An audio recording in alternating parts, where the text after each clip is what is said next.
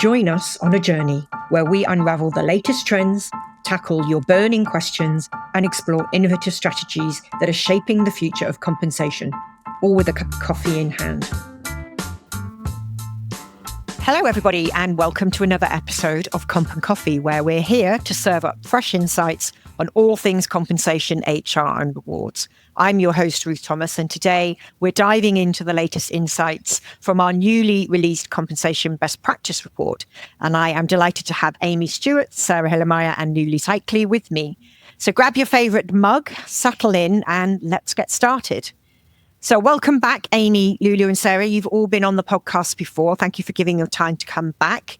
We're going to spend a bit of time thinking about what we learnt through this year's Compensation Best Practice report, particularly from the lens of the specialisms that you normally look at the report from. So very happy to have you here to join me in discussion.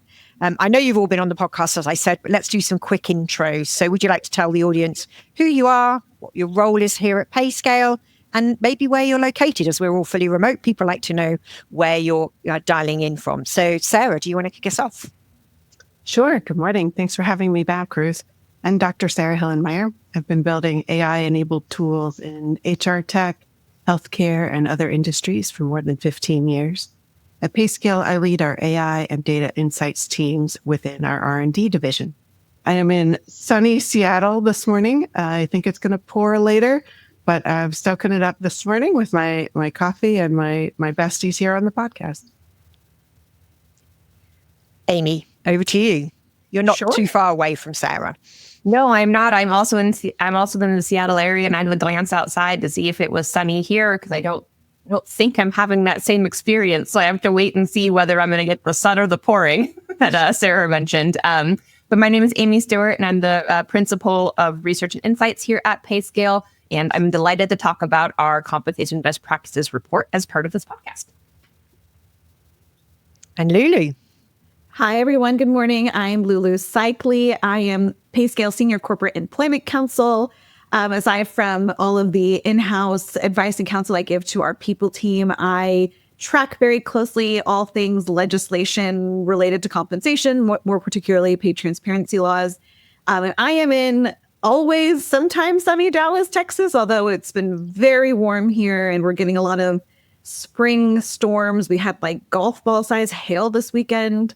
So 'tis the season for lots of storms here in Dallas, but great to be here. Thank you. Well, I'm going to be there in 2 weeks' time. What's the weather going to be like in 2 weeks' time in Dallas? It could be 20 degrees. It could be 110 degrees. I mean, right. It's a toss-up. April's a toss-up here.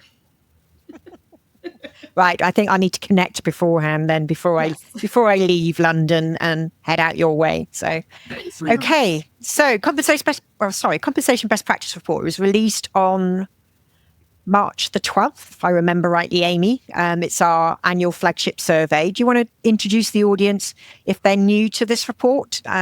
What's it about? Why do we do it? And maybe some of the key headlines from this year's study.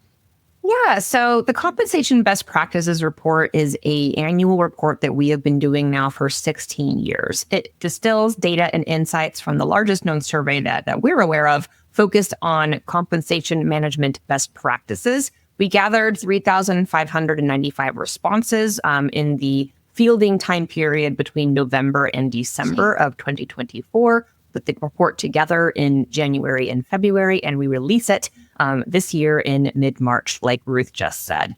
This year, we're labeling the report as a soft subtitle as the year of contention. And this is a year in which the labor market and demands for fair pay really could heat up amidst a deepening political divide and growing awareness of wealth inequality.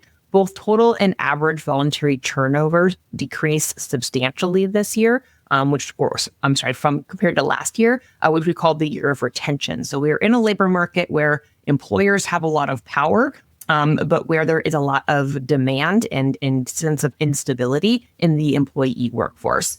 When it comes to pay increases, we are expecting those to continue to drop down to what used to be a normal 3% average before the COVID-19 pandemic. We are seeing them drop from 3.8% to 3.5% this year.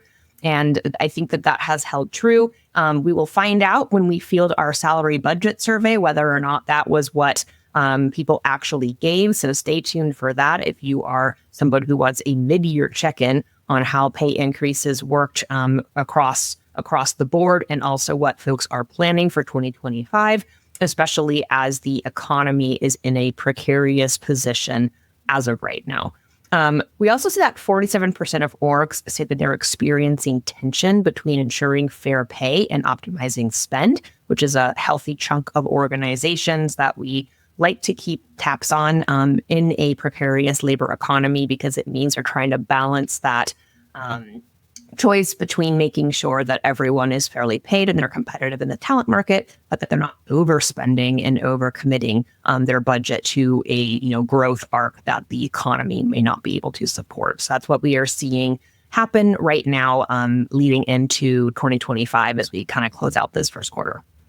Yeah, it was that last figure for me, that 47% of orgs, as you said, experiencing increased tension between ensuring fair pay, where we know employees have very high expectations for that, and optimizing spend. And I think that's going to continue to be a challenge as we pivot through the year. That was really why we came up with this theme of the year of contention and increased friction between employers and employees. Okay, so looking at the report overall and comparing it to previous years, what were some of the biggest trends you were seeing, or any surprises in the data this year? I don't know, Lulu, do you want to start us from the lens that you look at the report? What was surprising for you in this year's report? So not surprising is that I looked at the report through the lens of pay transparency, but what was surprising were a couple of things that came out of it.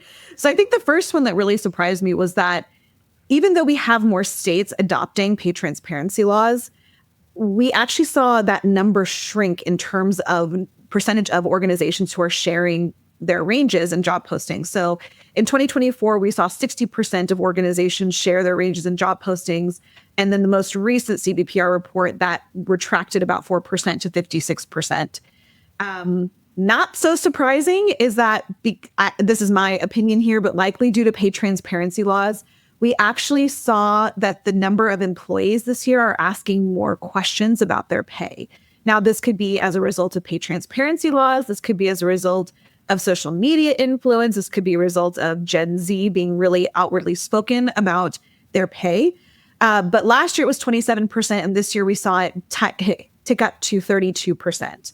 And we're actually also seeing that employees are expressing more appreciation for their organization's transparent approach to pay. This was a bigger jump than I expected. Last year, it was only 14% of employees who said that. Now it's 21%. When Ruth and I are on webinars and things like that, and we get questions about, like, we can't get leadership buy-in to do pay transparency. Like, we live in a state that doesn't require it, but the leaders won't do it. That's a really good statistic, is that if you have employees who are more appreciative about the transparency an organization is about their pay, they're probably going to be more likely to stay. And you're going to see your attrition rates go down. You're going to see a better quality of candidates applying to your roles. And then the other thing that I thought was very interesting, which we actually had a couple sessions on with our conference session last fall, for the fall of 2024, is that we're seeing more organizations training managers on how to have pay conversations with their employees. This to me is huge. This went up 8 percentage points. So last year it was 51%. This year it's up to almost 60%. And I think that that's really important, because I think now what we're seeing is that managers are now going to have to be part of the conversation, as opposed to punting off any questions or hard questions back to HR, back to comp pros, or anybody else. So I'm glad that we're seeing that number tick up. So continuing demand for pay transparency coming from employees, and then I know HR folks, wanting to put more pay transparent processes in place. Sara, from the lens that you look at the report, was there anything that you saw there that was an interesting trend or surprising? Sure. The lens with which I examine these reports is usually from the technology and the AI perspective. This year, we saw that the use of compensation technology is up from last year. About a third of organizations that we surveyed use purpose-built compensation technology like PayScale. That's a 5% jump from 2024, which to my statistical eyes is significant and indicates this growing importance of leveraging modern tech to have increased confidence in these pay decisions and make sure that for companies to make sure that they're strategically spending their labor budget and allocating that in the way that works best for their company. Yeah, and it's good news, obviously, for us at PayScale to see that trend increasing. We're going to talk a little bit more about AI later, and maybe that's the reason we're seeing that increase in that trend. But let's save that nugget for a bit later on. I think for me, the thing that was not a surprise in this year's report was that compensation reigned at the top of the most challenging HR activities again this year. So it got to the top for the first time last year, beating retention, recruitment, and I can't remember what the third one was. It normally sits behind, Amy. Which one was it? Sorry? Engagement, yes. Retention, recruitment, engagement. So comp hit the top last year and it stayed there, I think, for many of the reasons that you've just been talking about, Lulu. One thing we did see was a slight drop off in the number of organisations committing to undertake pay equity proactively, pay equity analysis. So that was 57% this year. That was down 5% from last year. But if we look at the trend overall, it's still up 19% from 2020. So really, 2020 was the period where we saw social movements happening and the COVID pandemic crisis highlighting pay disparities. And that was when new legislation started to emerge. So that was when there was a lot of focus on doing pay equity. So the trend is up from 2020, but we saw a slight drop off from last year. Is that anything, Amy, to do with the increased coverage of DE&I pullbacks? And what did we see in our survey around that? Yeah, so we did ask some specific questions around DEI in the November, December that timeframe when the survey was fielded. They're, noting that is before all the executive orders that have kind of turned that wagon over for a lot of organizations, trying to figure out how they're going to show up this year, given those various legislative changes. But what we are seeing is that at least prior to those executive orders, organizations by and large were not looking to pull back on DEI.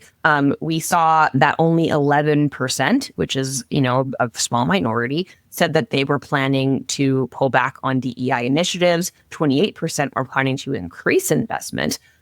So we don't know how the executive orders have changed that yet. Those will be really interesting questions to ask in 2026 going into our 2026 compensation best practices survey. But we do know that pay equity is still something that organizations think is really important. And we see that in that 57% number, which is a strong majority of organizations saying they have a planned or current initiative for pay equity analysis that hit a high of 66% in 2020 and is still up there, substantially increased, if not like 38% prior to the Great Resignation. So that is becoming something that organizations say or believe is a central pillar to their comp strategy and to their talent strategy. Yeah. And it's interesting, Lulu, we're seeing this pullback from DE&I, but an increasing number of states proposing new legislation and the pay transparency bandwagon continuing to roll. How do you view that? And, how can organizations navigate around that and making sure that they get to continue their pay transparency journey?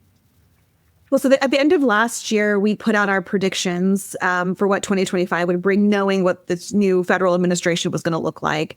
And one of the predictions I put forth was that while we may not see a pay transparency law on the federal level, that states were going to take it into their own hands to pass pay transparency laws, similar to what we've seen with the minimum wage. We haven't seen any movement on the federal level from the minimum wage increases, but we've seen, down to municipalities taking it into their own hands to pass these type of laws.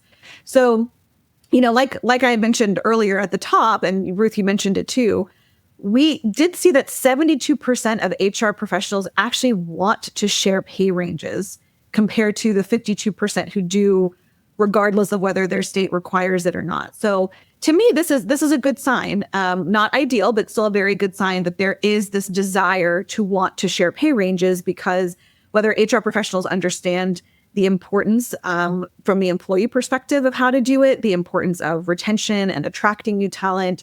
But again, we are kind of seeing this conflict a little bit whether it's a policy conflict, a cultural conflict from leadership of not wanting to do it, or some sort of resistance in wanting to share those ranges.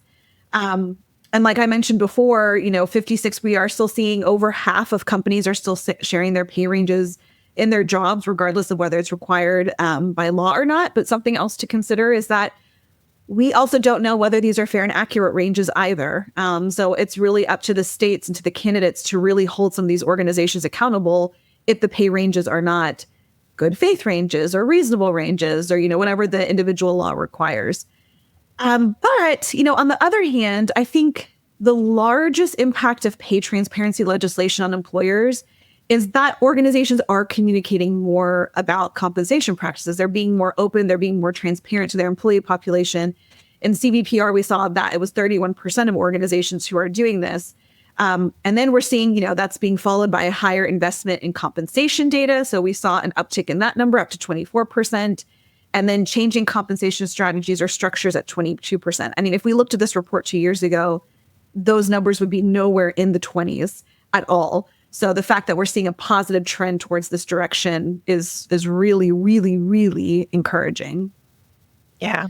Lulu, you mentioned earlier that there's an uptick in training managers on having those pay communication conversations too.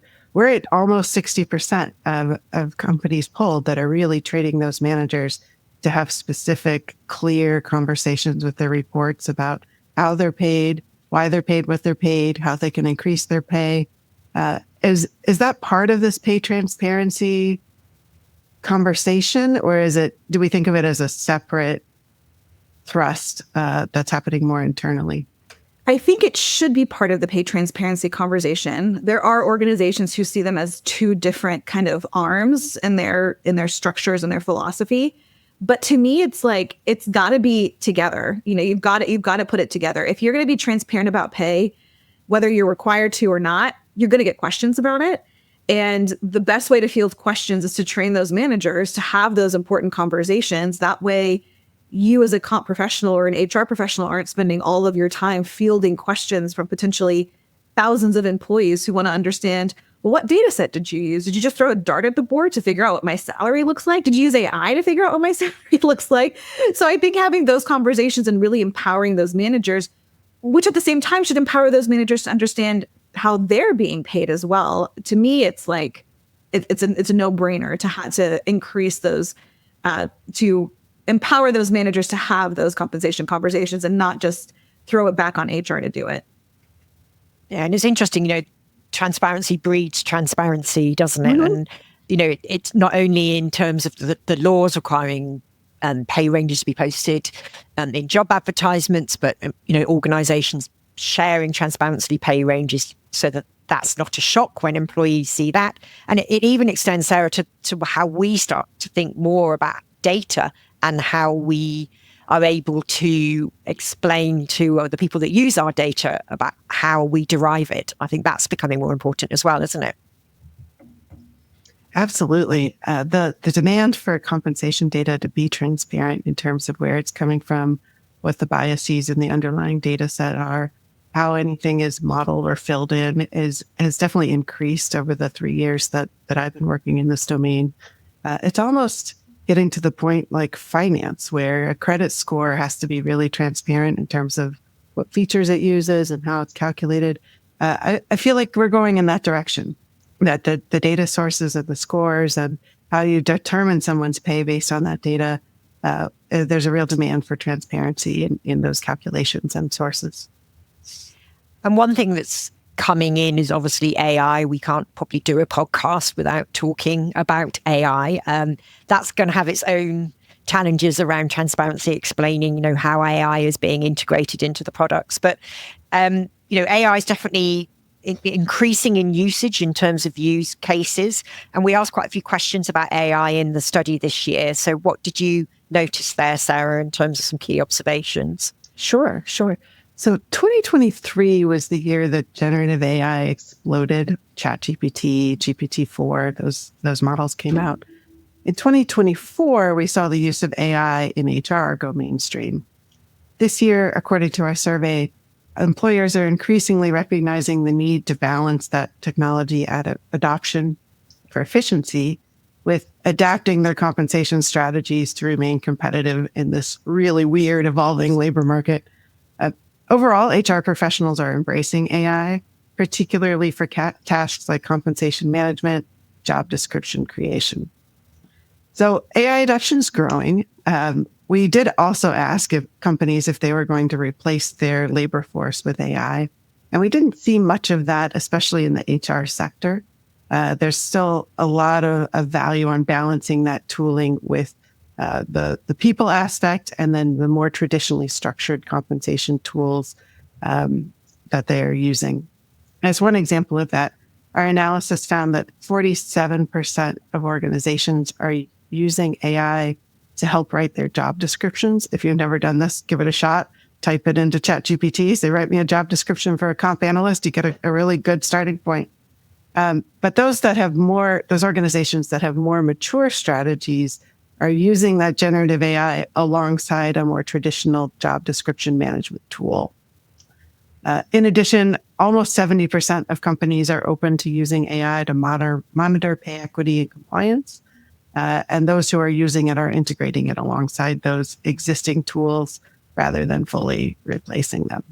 So it's clear to me, and looking at the trends year over year, that companies are increasingly using AI to supercharge their existing HR and compensation teams with that real-time data, intelligent insights, and improved workflows.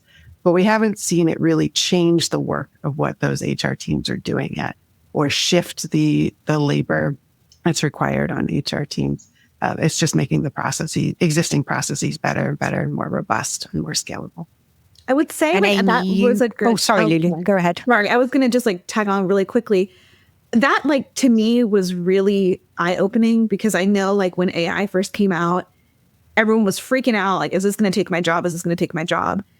And when I've had conversations with Sara about it and with some other SMEs about AI, from an employment law perspective, to me, it was always well, AI can still make mistakes. It's not perfect. You still need the human eyes to double check and make sure there's no discrimination. So I'm really happy that HR professionals are not completely just replacing humans with AI, because there still needs to be that double check, because AI can discriminate. The EEOC, at least at one point in time, said that they were going to hold organizations accountable if AI was discriminating against applicants or whatever, insert whatever. So I'm happy to see that. They hold the employing organization accountable, not the tool making organization. Not the tool making. Yeah, the organization that uses the tool. Yep. Wait till we get to the point where government agencies sue a computer. We may see that in our lifetime. Yeah, I mean, Amy, anything you wanted to add on, because you kind of added all those new AI questions in this year to the study. Yeah, just for context for everyone. So last year, when AI was still new to HR organizations, we asked the question about what describes your sentiment around AI generally. And this year, we asked more specifically, describe your sentiment around AI for market pricing, for recommending pay increases, for legislative compliance, and for policy documentation. And what was interesting is that the numbers across all of those things are not exactly the same, but they're roughly the same. So the percentage of people that are totally on board with using AI for all of those HR and comp related tasks is about fifth of organizations at 20-ish%. And then another 50% is cautiously optimistic. So combined, that's 75% of organizations are cautiously or totally on board with using AI for some of those functions. Again, with the caveat that employers are responsible for those biases that might be, challenging for that situation. And then in the labor question, when we asked whether or not you are planning to replace workers, it's 52% that say no, and we don't plan to in the future. Another 20% that say no, but we are considering it in the future. In the future, could be 3 months, it could be 30 years. And we have 18% that say we are doing this right now.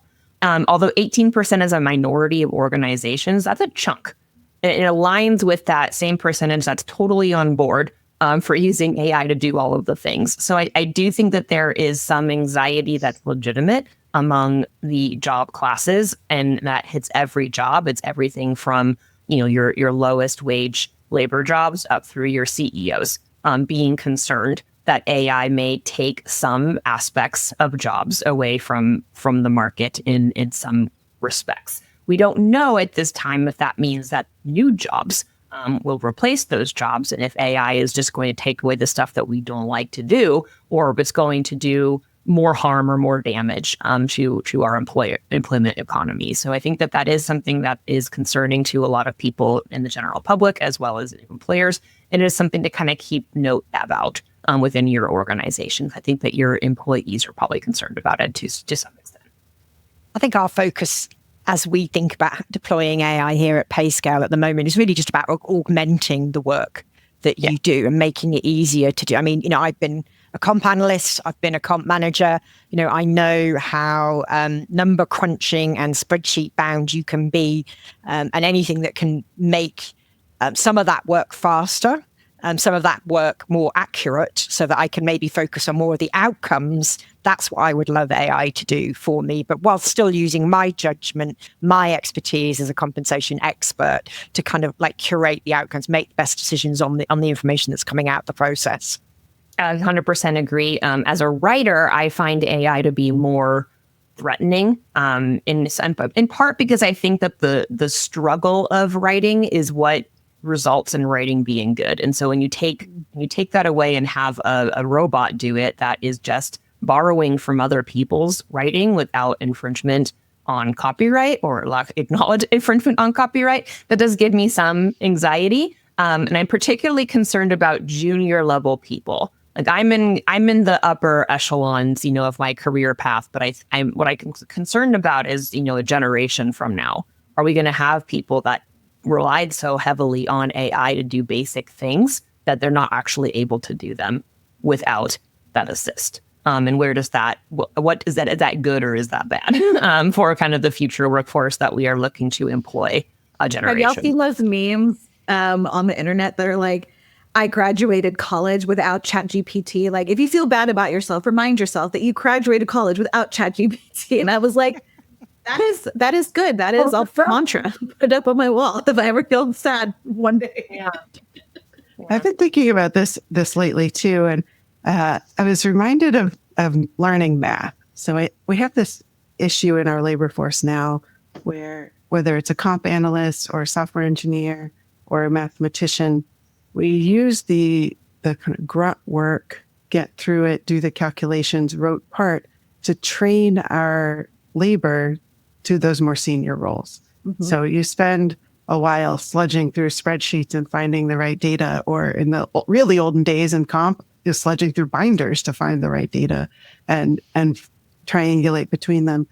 And I think there's a real fear that we won't learn the skills that we need to be more senior if we don't have those more junior experiences. And that's certainly true in software engineering, where AI isn't close to replacing our senior software engineers, but it is getting close on the junior side. But how do you get senior software engineers if you never need junior software engineers? In the same way. As I was thinking about that, I was thinking about calculators and the way that my 11-year-old is learning math, and she has to learn long division, and she has to go through this process. And as a professional mathematician in the world, I have not done log division in a very long time, right? Because I have tools at my disposal that help me do that, but I did have to learn it, right? And so we still force that learning of basic arithmetic through our kids and through our developing math brains until they get to the point where they can do that higher level work and use the tools just for the easy stuff. So I'm hoping, and I'm optimistic actually, that AI in lots of places, not every single place, will be that kind of tool that, sure, you still need to know how to do it. You still need to know how to write a for loop or a while loop or an if else statement, or how to look up data in a salary survey. AI isn't going to replace the need to know how to do that. But then once you're proficient in that skill, you shouldn't have to spend a ton of time repeating long division over and over and over again. You should have a tool that makes it easy to do. That's the same in law school. Your first year of law school, at least when I was in law school many years ago, your first year of law school, when you had to do your research, like your first year research assignment, you could not use a laptop even to write it. You couldn't use a laptop to research. You had to go physically to the library. You had to write down like exactly what book you found, where you found the information, handwrite everything. And like, I couldn't imagine going to a library today to do research, right? I mean, like, you know, our listeners may not realize this. Lulu is not old. She was in law school when the internet was around. This was around on the internet. It was like 12 years ago, 13 years ago, actually longer than that, 15 years ago when I started law school. But yeah, I mean, to me, I was frustrated at the time. I was like, we've got computers. Like, what the heck? Like, why can't we use technology at our disposal? It's exactly what Sarah said, which is like, we have to have these skills and use these skills so that we don't become so reliant on technology, because these are analytical skills. These are skills we use with our brain, not just like typing something into a computer and just getting spit out the results. And then even like from a lawyer perspective, like if I were to go to ChatGPT and I would say like, give me case law about employment discrimination, like sometimes it's not right, because AI is only as good as, you know, the engineers that put the information into the system, right? And how updated that is, et cetera. So that's a really good point, Sarah. Really, really good point. Yeah. It's going to be interesting, you know, redefining career journeys, particularly from the entry level. I mean, we to some degree, remote work is also having an impact on that, where, you know, your remote working organizations and more junior employees are not necessarily, you know, getting the same level of in-person mentoring and learning on the job that they might have done. So it's really kind of seems to suggest a rethink around how we think about entry-level careers. So, okay, so let's close out. Based on maybe information you saw in CBPR, I'm going to ask each of you, what do you think is the main thing that you would recommend our audience thought about in terms of things they should stay ahead of the curve on in 2025? Who's going to volunteer to go first? Sarah? Sure. Use data, use tech to ensure equity and to strategically place your labor dollars to achieve your business goals. I think HR teams should be working toward that North Star of developing a data-driven compensation strategy and applying it consistently and efficiently. Data and tech can help you achieve that equitable pay structure, prevent or repair compression issues, and march towards pay transparency with confidence. Lulu? Pay communications. I think that's going to be the next big thing. We're already seeing some states propose laws in this space already, very few, but still it's coming. And, you know, like we had already talked about earlier, the more transparent you're getting about pay as an organization, the more questions you're going to be fielding. So might as well come ahead of that and start either pay communications with your managers or providing total reward sheets and showing, you know, your incumbent employees what their range looks like and where they fall on that range. I mean, we already are seeing an uptick in organizations doing this. Our CDPR showed 31% of organizations are already doing this. So we know that comp professionals are already acknowledging that this is important. But I think, you know, I would say probably in the next 3 to 5 years, it's going to be the next big pay transparency type wave. And Amy, from your perspective, what's the one thing that you would recommend? Hard to pick one thing. I would agree with Lulu that it kind of ends in the pay communications. Like that is where you actually see the results of your compensation strategy, the data and tech that you're using. We asked a question in CPPR about whether you are proactively adjusting pay for severely underpaid employees. And I think that that's a metric that I like to see go up every year. It's not just underpaid, it's severely underpaid employees. And we don't see 100% of organizations say that they do that, but I think that those are the stories that really have an impact on people's lives within your organization. And a challenge that a lot of companies have is they're not communicative necessarily, like up, down, and throughout the organization about what their policy is when it comes to addressing unfair pay. So that in that case, you have your executive leadership having a different view of what is the critical important thing than maybe some of your hiring managers. And you can get some static between individual hiring managers coming to you and saying, hey, I have this 1-star employee that I'm really trying to keep. And the compensation team having like a different list of priorities in terms of like who they're trying to adjust pay for. So I think getting really laser targeted on what fair pay means in your organization and really eloquent about how you are communicating that both with executive leadership and your hiring managers and your employees so that you can do those proactive pay adjustments that really do impact people and build trust within your employees that HR has their back and is motivated to fairly pay everyone according to something consistent and standard, and that does not require people to bring it up themselves with their manager to threaten to leave to negotiate. That is where I think you start to see the contention grow within your employee group. So being proactive about it is the thing that I would stress in 2025. Great. Well, thank you, Sara, Lulu, and Amy for your recommendations. Lots of nuggets we've revealed today in terms of the compensation best practice report. You can get access to that at payscale.com if you navigate to the research pages. It's the second most recent report there. Gender pay gap report is also released in March. Amy and I are going to be talking about that shortly on another episode of Comp and Coffee. We're also doing a webinar on April the 10th on the 2025 Compensation Best Practice Report. So our HR leaders are going to be talking about the insights that they found most telling in the report. So please help yourself to that report and get up to speed in terms of the key trends in compensation best practice this year. So thank you again, all three of you. And if you're listening in and you have any topics that you'd like us to talk about here at Comp and Coffee, then email us at coffee@payscale.com. And thanks for tuning in. And we look forward to seeing you for another hot take on all things compensation. Thank you all. Thanks. Thank you.